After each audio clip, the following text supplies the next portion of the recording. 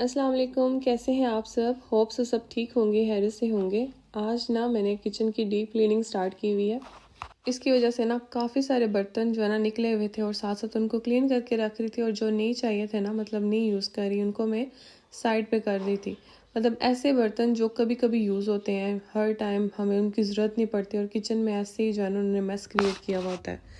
तो मेरे किचन में ना नीचे करके एक ड्रॉ है, खाली सा, वहाँ पे बर्तन निकालना थोड़ा सा मुश्किल होता है, तो वो एक्स्ट्रा बर्तन जो है ना मैंने वहाँ पे रख दिए। और ग्रॉसरी मंगवा ली थी, तो साथ ही ना सारी चीज़ें मैं यहाँ पे संभाल रही थी, सारे कंटेनर्स जो है ना फिल कर रही थी, साफ़ कर रही थी, और तरतीब के साथ जितनी चीज़ें जहाँ जहाँ आ रही थी वहाँ वहाँ रख रही थी। हेल्पर भी साथ थी, वो भी हेल्प करवा रही थी।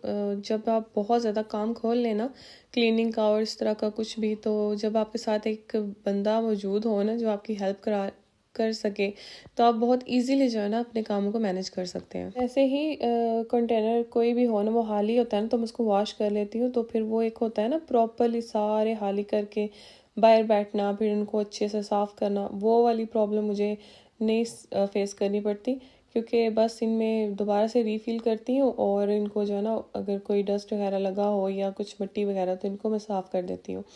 तो इस तरह से इजी हो जाता है। अगर आप एक ही दफ़ा सारे काम खोल लेना, तो वो मैनेज करना बहुत मुश्किल हो जाता है। किचन को अगर हम साफ़ सुथरा रखना चाहते हैं, तो उसका एक ही मतलब तरीका है, कि एक ही हैबिट है कि उसको साथ साथ साफ़ करते जाएं। जो चीज़ आप देखें आपने यूज़ की है, एक स्पेसिफिक जो है ना आप उसके लिए चीज़ रखें, क्लीनर रखें, और उन चीज़ों को ना साथ टाइम टू टाइम साफ़ करते जाएं, तो फिर आपको बहुत ज़्यादा मसला नहीं क्रिएट होता कि बस अब सारा किचन एक ही दफ़ा हमने साफ़ करना है।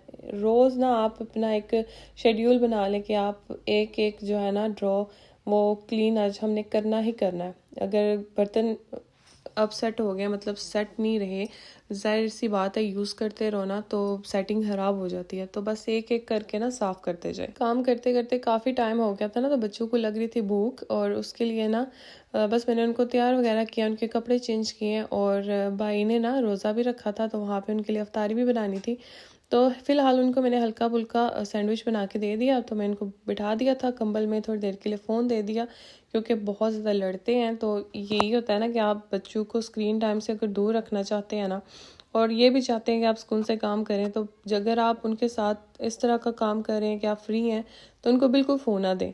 और जब आप देखें कि आप बहुत ज़्यादा किचन में जाके बिज़ी होने वाले हैं या कहीं और, तो बस उनको थोड़ी देर के लिए फ़ोन दें, और अपने काम फ़ौरन से ख़त्म करके उनसे फ़ोन वापस ले लें। तो 4:15 का टाइम था ना, तो साथ ही मैंने इफ्तारी शुरू कर दी, क्योंकि सर्दियों की शाम बहुत जल्दी हो जाती है, मगरिब की अज़ान भी, और अम्मी भी उम्रा करके वापस आने वाली हैं, थोड़ी देर में पहुंचने वाली हैं घर पे। दोनों अम्मियाँ, मतलब दोनों मेरी सास हैं, तो उनके लिए भी यहाँ पे प्रिपरेशन हो रही थी। केक वगैरह मंगवा लिया था, उसके बाद जो है ना मिठाई, गुलाब जामुन जो है ना वो मंगवाए थे स्पेशल नफीस के।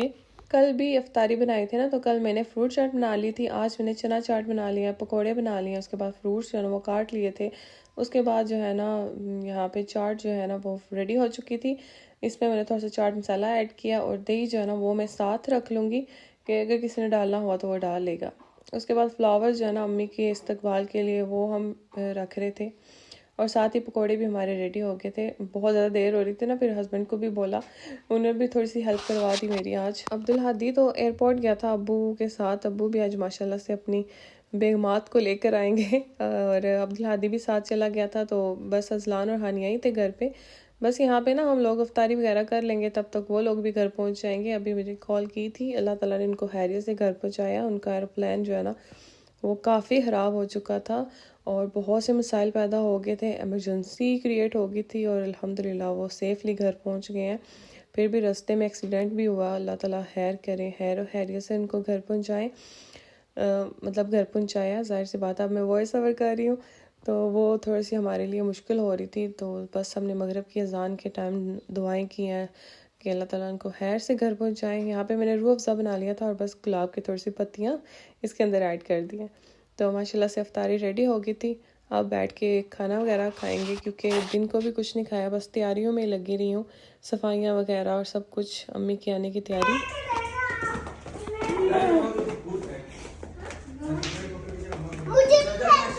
बस जी जैसे ही कार की आवाज़ आई ना, तो बच्चे तो भागते हुए चले गए, बस अपनी अम्मा को मिलने के लिए घबराए हुए थे इतने साथ ज़्यादा। ज़ाहिर सी बात है, दादी के साथ जो है ना वो अलग सी अटैचमेंट होती है बच्चों की। और बस यहाँ पे ना हमने दोनों अम्मियों से एक केक कटवाया। ये जो है ना फर्स्ट घर है जहाँ पे अब्बू होते हैं, और फिर जो है ना हम सेकंड घर जाएंगे बड़ी अम्मी के घर, जो अब्बू की फ़र्स्ट वाइफ है। तो फिर उनके घर जाएंगे, वहाँ पे भी माशाल्लाह से बहुत सी रौनकें लगी हुई थी। फ़िलहाल ना मेरे बच्चों को ना बाजी ने, मेरी जिठानी ने ना टॉयज़ दिखा दिए थे जो उन्होंने भेजे थे। तो बस इनको फिर कौन पीछे करे, सवाल नहीं पैदा होता जब तक इनको दो ना सामान, तो फिर ये हिलने भी दें। तो इनको ये दो चीज़ें निकाल के दी हैं, फिर सारा सामान एक ही रूम में फेंका, लॉक लगाया, और फिर हम लोग जो है ना दूसरे घर आ गए। और यहाँ पे तो माशाल्लाह रौनक लगी हुई थी, क्योंकि यहाँ पे ना हमारे सारे रिलेटिव्स इस साइड होते हैं और यहाँ पे इकट्ठे रहते हैं। बस यहाँ पे भी थोड़ा सा केक का बंदोबस्त होया हुआ था, वो भी हमने यहाँ पे काटा, खाया वगैरह।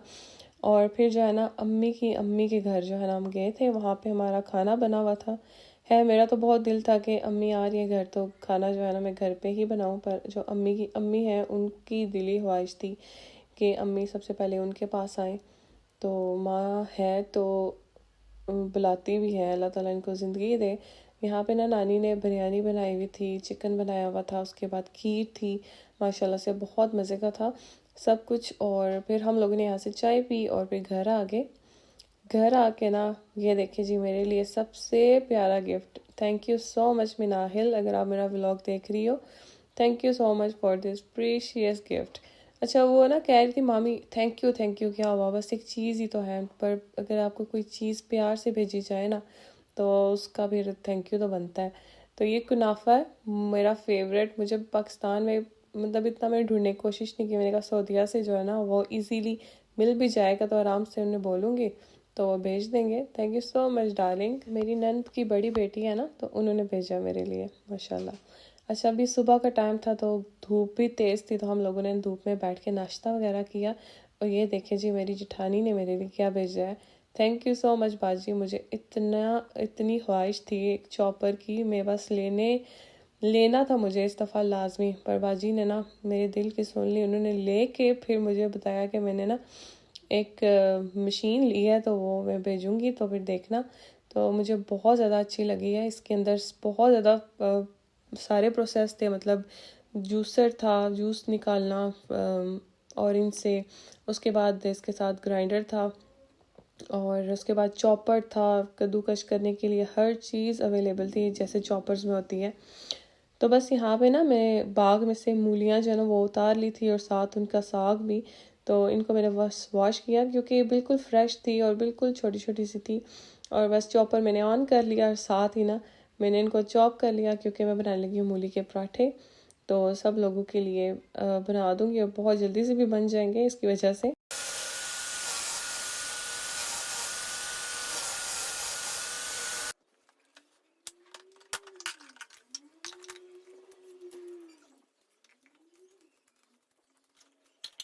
कद्दूकश करने के बाद ना इसके अंदर से मैं सारा पानी स्क्वीज़ कर लिया था, ताकि बिल्कुल इसके अंदर कोई मॉइस्चर ना रहे और पराठे मज़े मज़े के बने।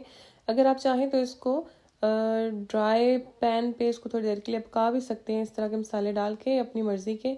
मैंने इसके अंदर डाला है नमक, कुटी हुई लाल मिर्च और थोड़ा सी हल्दी, धनिया, बस इतना ही डाला है। बहुत ज़्यादा इसको हैवी नहीं किया मैंने, इसको अच्छे से मिक्स कर लिया और पराठे बनाना स्टार्ट कर दिया। पराठे बनाने के लिए ना सिंपल सा बड़ा सा मैंने एक पेड़ा लिया है, मतलब जैसे आप दो पराठे बनाते हैं ना इस तरह का पराठा बनाने के लिए, उन दोनों को मिला के एक ही पेड़ा बना के इसको अच्छे से बेल लिया है। अच्छा खासा मैंने इसको बड़ा कर लिया है, और हुश्का जितना लगाया उतना अच्छा है, मतलब इतना भी ना लगाया कि हमारा पराठा जो वो सख्त हो जाए। तो इसको ना इस तरह से मिडल में से दो शेप दे के एक साइड बैटर डाल के और इसको इस तरह से हाथों के साथ सारे इसको लॉक करके और फिर जो है ना इसको थोड़ी देर सेट होने के लिए रख दें। जितना आप इस तरह के पराठों को सेट होने के लिए छोड़ेंगे ना उतने आपके पराठे मज़े के बनेंगे। खैर इसको तो नहीं मैंने सेट होने के लिए छोड़ा, क्योंकि अब्बू को बहुत भूख लग रही थी। दिन का टाइम था, तकरीबन 2:30 हो चुके थे और जुम्मे की नमाज़ वगैरह पढ़ने के बाद थोड़ी सी देर हो गई थी। खैर नाश्ता भी हम लोगों ने लेट ही किया है। तो बस अगर आपको लगे कि साइड्स थोड़ी सी मोटी हैं तो हाथों के साथ जो है ना इसको सेट कर दें और ये पराठा बहुत मज़े का बनेगा। बहुत इजी सिंपल सी रेसिपी। अगर आपके पास इस तरह के चॉपर हों तो क्या ही बात है। बाजी ने तो मेरी लाइफ आसान कर दी है। तो thank you so much dear. हर चीज़ बहुत अच्छी थी। बहुत से गिफ्ट और भी हैं तो वो भी मैं दिखाऊंगी आप लोग को। Stay connected with me. मिलते हैं नेक्स्ट व्लॉग में। अल्लाह हाफिज़।